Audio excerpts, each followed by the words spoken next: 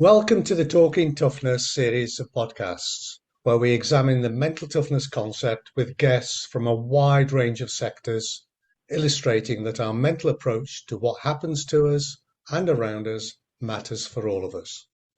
Our guests come from the worlds of business and public service, education, social mobility, sport, and health. They all share their experiences and their observations about the factors that have enabled them to survive and to thrive on their journey through life. Many guests have gone further and incorporated the concept into what they do as coaches, trainers, managers, and leaders, helping others to thrive in their turn. Their experiences are valuable to those of us who strive to do the same. Our guest today is a very special individual who has won a deserved reputation as an achiever of the highest order. We have with us today Joanna Lohman, who is a former professional soccer player and for many years a member of the United States women's national team.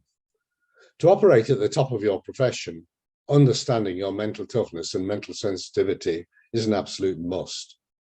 Today, Joanna is as high profile as ever, and she now channels her considerable drive into human rights activism, into being a teacher, into serving as a sports diplomat, traveling the world, running programs in less developed nations that promote gender equality, conflict resolution, cultural understanding, and economic development.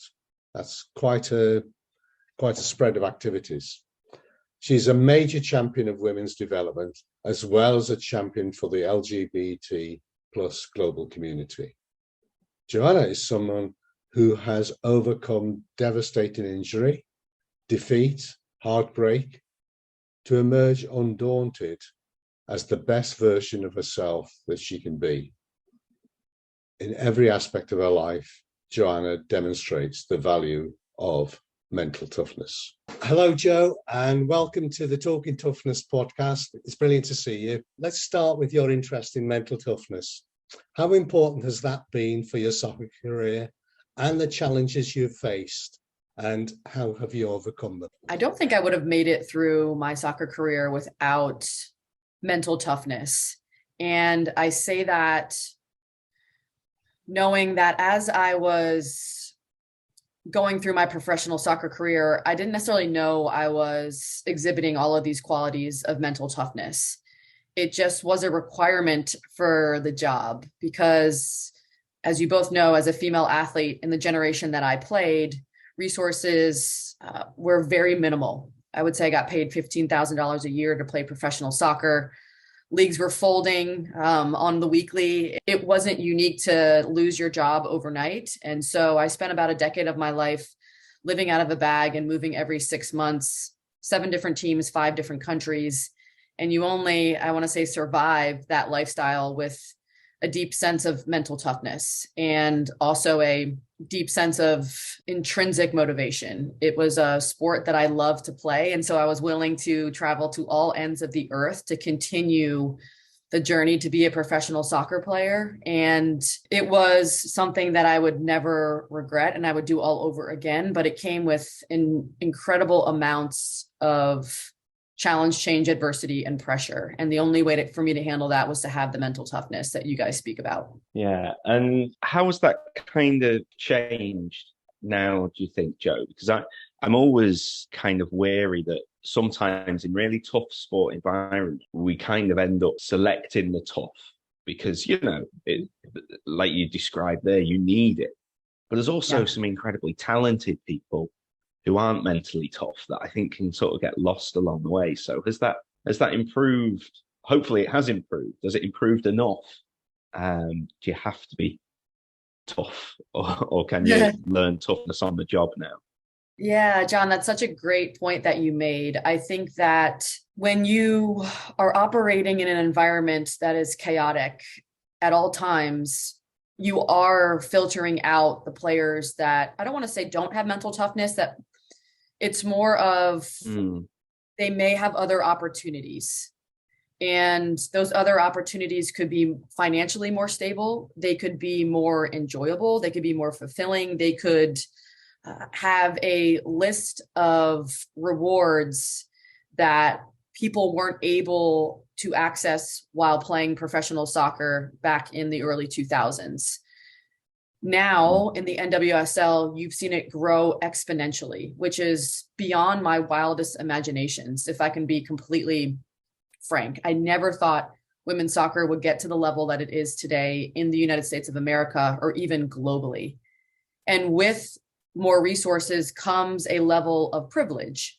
And I think in today's generation, they have a higher level of privilege, which can really bode well, but also I think a level of privilege can hold you back to a certain extent because you aren't required to develop the mental toughness that you had to require when there weren't the equal amount of resources. Because when you are working just to get paid $15,000 a year, you have to be incredibly resourceful in how you pay your bills.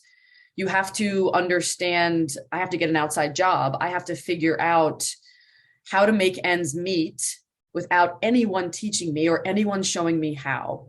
And now the blessing of being able to really make a true living of being a professional soccer player is that you may lose a bit of that resourcefulness, but also you gain other assets in the way that you can truly pursue your sport for a living and spend the time that is required to be the best at your occupation. So it's a yes and to that question. And I think it's just, there's different qualities that are really developed in each situation. Yeah, that's really interesting. So I suppose that kind of development of mental toughness that previously came about through necessity.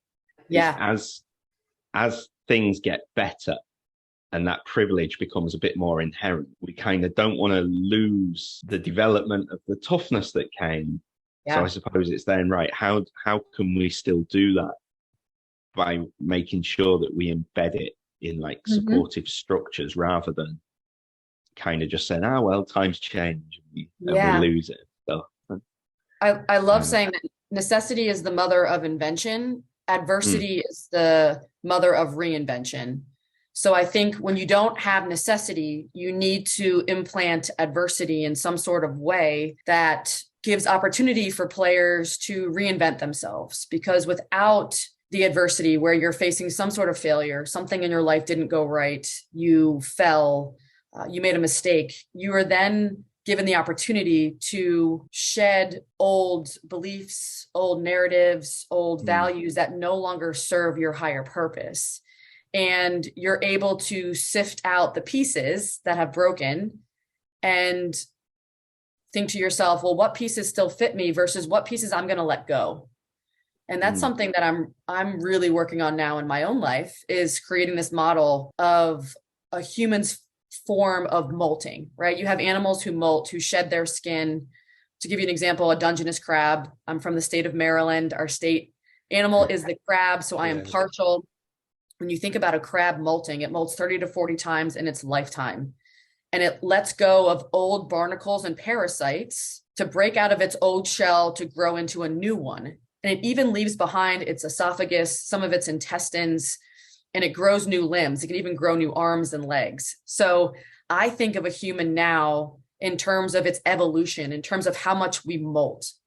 And the only stimulant for molting is adversity, because it puts us in a situation where we are incredibly uncomfortable and we have to grow out of our old skin to grow into new skin. And when I think about my own personal career in soccer, man, did I molt. I just had opportunity after opportunity after opportunity to consistently grow into bigger and better versions of myself, because adversity is the mother of reinvention. And we're starting to see now kids who aren't able to process through adversity because you have parents who we call snowplow parents, who push the adversity like snow out of the way before their child can hit it. And that is one of the, I would say, downsides of privilege, is that you don't face that adversity, which is an absolute essential piece of character building. And to me, the ability to overcome adversity is the definition of success. It's not about your conclusion, it's about your evolution, right? It's not about how much you declare as income, it's actually about how much you've been able to overcome. And that's the way that I'm starting to frame my success, because I look back on my life and I see how much I have changed and how cool that is as a human being, knowing we're human beings and not human doings, that I have become this completely different person than I was when I was, straight heterosexual Joe in college with long hair, wearing tight dresses, y'all. Like, it was, I have the pictures to prove it, right? I have the receipts. So I'll send them your way for the podcast. But it's pretty incredible for me to see my own transformation. That's a brilliant metaphor, the Maryland crab. I've been to Maryland and I've actually eaten crab. Yep. Yeah. And you've just answered the question I was going to ask. When we last spoke, you spoke about a time later in your career that was a major setback for you. Yeah. And I think it'd be useful just to talk about that and how you responded to that, because even for today's privileged athlete, those sort of events can occur. Yeah. I'm chuckling to myself because I'm like, which setback? And I'm like counting on two hands, which one I could list to talk to you all about. But I'm quite sure you're referring to my injury in 2017, where I was planning to be a leading goal scorer, a all-star in the league. I was in commercials for the NWSL. I was really projected to be a true contributor for the Washington Spirit, and I was expecting it to be the best season of my life. I was coming off of a world-class season for myself. I was the second leading goal scorer on a team that made it to the championship game. And the off season, I MOULTed again. I was getting bigger. I was getting faster. I was getting stronger. I was playing lights out going into the 2017 season. And I had a vision for my life. And as the famous Mike Tyson said, the undisputed heavyweight boxing champion of the world, we all have a plan until we get punched in the face. And the first game of the 2017 season, I got punched in the face. I went down in the 11th minute of the game, tearing my ACL. And it was so far outside of my field of vision and in terms of my life vision that I refused to believe that I was injured. It was supposed to be the best season of my life. And so I played for 6 minutes on a torn ACL, with my knee buckling in 2 more times and falling to the ground, until I basically told myself I was a liability, which I was, and had to get yanked off the field. And when I learned from the doctor at halftime that I had torn my ACL, it was absolute heartbreak for me, because I had this vision of my life and my identity was so tightly wrapped around being a soccer player. And this is what can happen if we foreclose our identity, right? If we don't believe in the power of MOULTing, if we view ourselves in only one way, we become very fragile and very brittle. So the second that my knee gave out, so did my identity. And that is scary, because not only are you talking about physical pain from surgery being 12 days later, and then you're in rehab the next day trying to push your knee degrees that it can't go. I remember having with my trainer, codes for pain of yellow, orange, and red. And I had to scream red when I felt like I couldn't take anymore. And then I was essentially code red when it came to the mental and emotional pain I was going through, because I was having to let go, almost mourn the death of who I thought I was going to be. It was like an intense amount of grieving. And I wasn't expecting to have to go through that. I was expecting to have a dream season. And then all of a sudden I'm grieving, not being able to play the entire season when I hadn't missed a game in 7 years. And I was 34 years old. So there was no guarantee that my career wasn't over, like a snap of the fingers. And it was so hard for me. But I think what really helped was, really having a process for MOULTing, which I didn't realize I had in my head, of, the acceptance piece of letting go of all that baggage, right? Of letting go of the woulds, the coulds, the shoulds. I should have been a leading goal scorer. Well, guess what? You're not, Joe. Like, I would have been an all-star. Well, you're not, and having to really, the radical acceptance of your reality and being able to radically accept the emotions that come with your reality. And then promising myself as I went forward that I wouldn't regret the past and ask myself why. And I wouldn't step too far into the future by saying things like, I can't wait to walk. I can't wait to run again. Because when that happens, we dismiss the beauty of the present. And the beauty in the present is the MOULT itself, right? It's the struggle.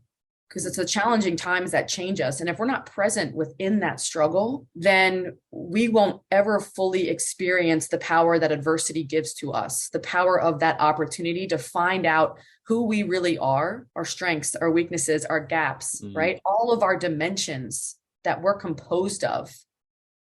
And I was able to do that through that ACL injury because guess what? I got to go to my first ever Pride parade. I got to be a part of a documentary. I got to redefine what success looked like for Joe Lohman. And that meant, not running with a ball at my feet. It meant trying to crutch up a hill, So it was just, I look back on that injury and say it was the most beautiful thing that ever happened to me. And it was because when I retired in 2019, I saw myself as a complete, authentic human being who could actually contribute to the world without a ball at her feet. Just standing on her own 2 feet, if that makes sense. And just to complete the picture, did you get back to play? Yeah, I did. I came back the 2018 season, and believe it or not, like a Hollywood script, my first game back, I wasn't even expecting to travel, let alone get into the game. My coach puts me in at halftime, and I score the only goal for the Spirit in that game. And I say that because molting is a never-ending process. The rest of the season was kind of crap, guys. You had a moment though. Yeah, I had my Hollywood ending. And what's so interesting about this is that when you're coming back from some sort of setback, right? An injury, for example, you let go of expectation. I was just so grateful to be out on the field. So the beginning of the 2018 season, everything was amazing. Every touch I had, I was like, you know what? It's okay. Like if it doesn't go the right way because you're coming back from injury. And then slowly you start to build those standards, right? Because we're high performers, we're professional athletes, and the expectations grow and they build and they weigh on you. And I was like, I want to start. And then I started to gain that season and I didn't play very well. And that was kind of the end of it. So it goes to show that expectations are wonderful, right? We need to have these standards, but they can also they can bury us in the ground. So it was just such a cool juxtaposition to see myself, really grateful to then having those expectations and how it shifted my mindset in the season. Yeah, I often talk to players about trying to kind of disconnect standards and expectations. So in the sense that, of course, what you want a standard is this kind of future-oriented thing. It's something that I would like to achieve. Whereas expectation, I always feel it either an expectation's met and you feel relief, or it's not met, you feel frustration. Yeah. And trying to kind of still hold on to that. What I would like to happen is the best possible performance of something without holding yourself hostage to that kind of expectation. And right. And to me, that's sort of where that freedom comes, and where that I suppose that's partly what I'd kind of refer to as mental toughness. But one of the things you mentioned a couple of times there, Joe, the kind of referring to refining or redefining what success means and those kind of perceptions of success. What are your perceptions of success now, kind of looking back, because going from something as narrow as I want to play well in a game, I want to score, and I want to do the season, to I guess now your horizon and perspective is much broader. So what is success now? Success now is evolution. Success now for me is the ability to shed old beliefs, to challenge stale conventions and stereotypes and really push my own personal boundaries. So that is the piece of evolution, and the magic of molting is that every time you go through it, you expand your comfort zone. And so success for me is that expansion, is seeing the expansion of myself as an individual, as a human being on this planet, who one of my missions is to help people feel more comfortable in their own skin. So it's like facing resistance, right? And if I'm not pushing societal boundaries and I'm not living my life the right way. So success is really facing that resistance of, how do I express my gender? What about my sexual orientation? It's loving another woman. It's raising a child in a same-sex family. And it's showing that different isn't dangerous, right? And that authenticity comes in all shapes and sizes and colors. And when we can build an authentic individual, then we can form diverse teams that are composed of powerful different ideas. And then when we create teams, we can shift a society. And when we shift a society, we shift a species, right? So that's taking the power of working from the inside out, of being an authentic individual who then leads other authentic individuals into changing groups and society. And that is my micro and macro version of success, is having a collective of people who understand that authenticity is about imperfection. It's about being open-minded. It's about listening. It's about saying, hey, I was wrong about that. You know what? Like, look how much I've changed since I was open to someone else's story and experience, and I learned a little bit about them. So success is truly, it lies in the evolution that we gain from adversity. I love your take on authenticity for a whole variety of reasons. Over here, it's become a buzzword. People talk about authentic leadership, and every time you talk to somebody, you get a different description. It ranges from that person is reliable, or that person is never changing. And yet you're painting a completely different picture of authenticity, which I really, really like. How would you describe authenticity? I mean, you've spoken about it, but it'd be nice to hear what you mean by authenticity, because I think you've hit the nail on the head. I'm so glad you brought that up, Doug. It really strikes a chord for me, because I think the myth about authenticity is that when you are your authentic self, you show up one way and one way only. And that's absolutely not true.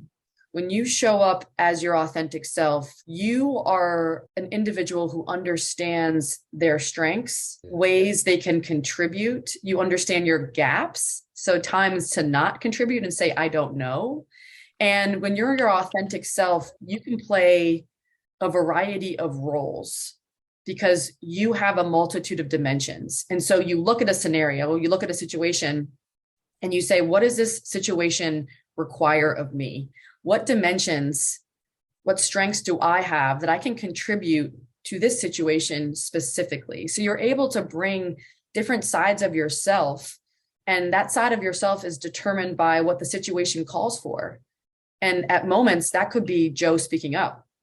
At moments, and this has happened very often in my life, that's Joe being quiet. That's Joe traveling to Africa, to a country like Nigeria, where it's literally illegal to be gay.